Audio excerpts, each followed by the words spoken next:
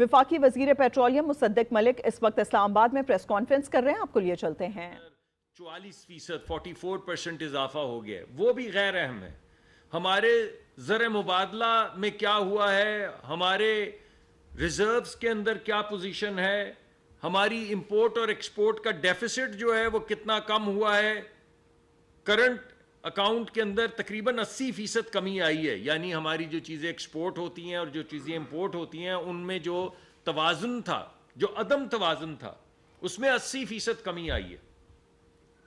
لیکن یہ تمام چیزیں جو ہیں، تمام اشاریے جو آپ کے سامنے رکھے جا سکتے ہیں، چاہے وہ سٹاک ایکسچینج کا ریکارڈ ہو، چاہے وہ بین الاقوامی سطح کے اوپر تمام لوگوں کا پاکستان کے اوپر کانفیڈنس ہو، فچ ریٹنگ کے ذریعے یا دیگر ریٹنگز کے ذریعے، کوئی ایک اشاریہ تو غلط ہو رہا ہو تو پھر آپ کے احتجاج کی سمجھ آئے۔ مہنگائی کم ہو رہی ہے، ترقی کی شرح بڑھ رہی ہے، جو خسارہ تھا ہمارا وہ 80% کم ہو چکا ہے، پوری دنیا سے پاکستان میں انویسٹمنٹ آ رہی ہے۔ ابھی یہاں پہ ملیشیا کی لیڈرشپ بیٹھی ہوئی تھی، چند دن کے بعد یہاں پہ ایس سی او کی تمام لیڈرشپ آ رہی ہے، اس کے 3-4 دن کے بعد سب سے بڑا وفد پرائیویٹ سیکٹر کا انویسٹرز کا آ رہا ہے سعودی عرب سے یہاں پہ انویسٹمنٹ کرنے کے لیے۔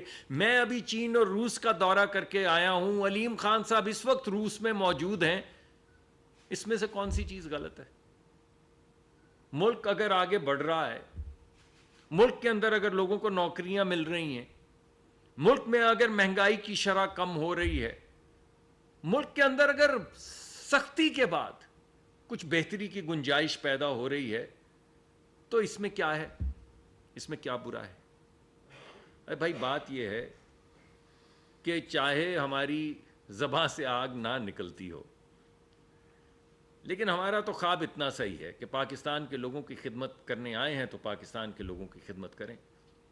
پاکستان کے لوگوں کو اگر نوکری چاہیے تو ہماری خواہش بھی ہے، کوشش بھی ہے۔ یہ بین الاقوامی انویسٹرز کو بلانے کی وجہ بھی یہ ہے کہ یہاں پہ آئیں، انویسٹ کریں، کاروبار کھولیں، ترقی ہو۔ ایک بڑا ہمارا فوکس جو ہے وہ ہمارے کسان ہیں۔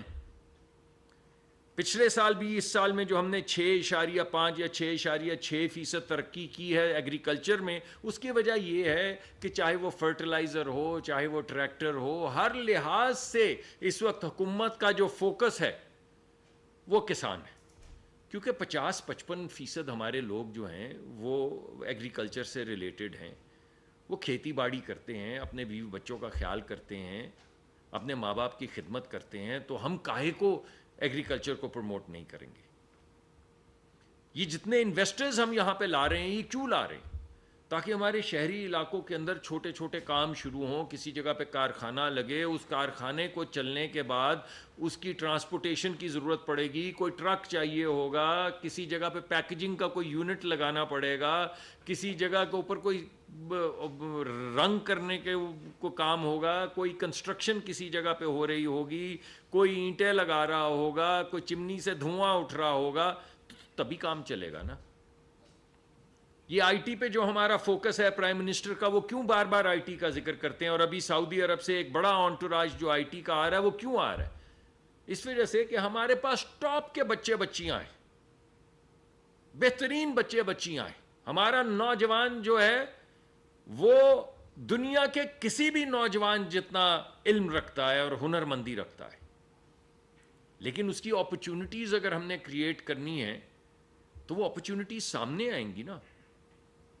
جب انویسٹر آئے گا وہ پاکستانی ٹیلنٹ کو دیکھے گا، جب وہ دیکھے گا کہ یہی کام ڈالروں میں یا یوروز میں یا ریال میں یا درہم میں کیا جائے تو 280 روپے کا ایک ڈالر بنتا ہے یا 30 روپے کا کوئی درہم دینار بنتا ہے، تو اس کے ذہن میں آئے گی نا کہ یار یہ اتنے ٹیلنٹڈ بچے بچیاں، اس سے زیادہ جہاں ہم رہتے ہیں ٹیلنٹڈ بچے بچیاں، اور اس یہاں پہ قیمت پہ ہم ان کے ساتھ مل کے کام کر سکتے ہیں، تو وہ کیوں نہیں پاکستان آئیں گے؟ مگر کسی کو پاکستان کا یہ والا چہرہ دکھانا ہوگا نا، کسی کو بتانا ہوگا کہ پاکستان میں مہنگائی کم ہو رہی ہے، کسی کو کہنا ہوگا کہ پاکستان میں ترقی کی شرح اوپر جا رہی ہے، کسی کو اس بات کا ذکر کرنا ہوگا کہ پاکستان کے خسارے کم ہو رہے ہیں۔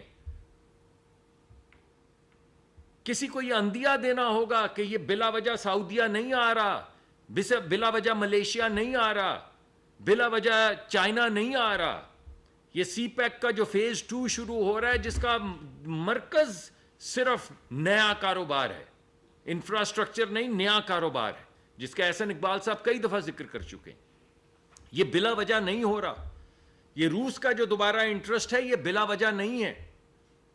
ان تمام چیزوں کی وجہ یہ ہے کہ ملک کے اندر ایک سٹیبلٹی آ رہی ہے, ملک دوبارہ سے ترقی کی طرف گامزن ہو رہا ہے. مجھے یاد پڑتا ہے تقریباً یہ وہی وقت آ گیا جب ایک عجیب سی کیفیت تھی 2013 سے پہلے کہ بجلی نہیں ہے, بجلی ہے تو پانی نہیں ہے, پانی ہے تو روشنی نہیں ہے, روشنی ہے تو گیس نہیں ہے, بس نہیں ہے نہیں ہے نہیں ہے کی گردان تھی. اس کے بعد 1-1.5 سال نہیں ہوگا نہیں ہوگا نہیں ہوگا کی گردان چلتی رہی. پھر ہو گیا نا, پھر ہو گیا. اربوں روپے کی انویسٹمنٹ ہو گئی, بجلی بھی آ گئی, پانی بھی آ گیا, گیس بھی آ گئی, ترقی بھی ہونی شروع ہو گئی. تو مجھے لگتا ہے دوبارہ سے وہی ایک ریپلے ہے. ابھی 6-8-7 مہینے ہوئے ہیں, میں نے تمام اشاریہ آپ کے سامنے رکھ دیے. اس کی وجہ یہ کہ ہمارے ذہن کے اندر صرف ایک ہی چیز ہے, وہ ہے ملک کی ترقی. اور ملک کیا ہے؟ یہ ہے غریب لوگوں کا ملک. تو غریب لوگوں کے لیے کام کرنا, بس, اس کے علاوہ کچھ نہیں. جتنی باتیں میں آپ سے کرتا ہوں, میں آپ کو اشاریے بھی کم دیتا ہوں, نمبرز بھی کم بتاتا ہوں, ہر 2 منٹ کے بعد ذکر کرتا ہوں نوکری کا, ہر 2 منٹ کے بعد ذکر کرتا ہوں مہنگائی کا. اس کی وجہ یہ کہ بس یہی 2-3 چیزیں ہیں جو وزیر اعظم کے گمان میں.